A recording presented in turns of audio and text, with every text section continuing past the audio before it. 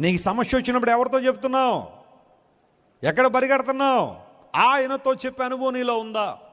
యేసయ్యకి చెప్పుకుంటున్నావా నీ సమస్య, నీ గలిబిలి, నీ ఆందోళన, నీ కలవరం, నీ సమస్య, నీ addiction, whatever it is, can you bring into the presence of God? పరిశుద్ధులతో నీ సమస్యలు చెప్పొద్దని అంటలా. ప్రార్థన పొరలేని వారితో, అమ్మ ఈ సమస్యలో ఉన్న నా కోసం ప్రార్థించేయండి, ఈ స్ట్రగుల్లో ఉన్న నా కోసం ప్రార్థించేయండి, బిడ్డలు లేరు మా కోసం ప్రార్థించేయండి, దేవుడు మమ్మల్ని కనికరించాలని దైవజనులతో ప్రార్థన చేయించడం తప్పని నేను చెప్పట్లేదు. కానీ అన్నిటికన్నా ప్రాముఖ్యంగా ముందు నువ్వు ఎవరితో చెప్పాలా? చెప్పాలి గట్టిగా అందరూ, దేవునితో చెప్పాలి. అది నేర్చుకోవాల్సిన విషయం.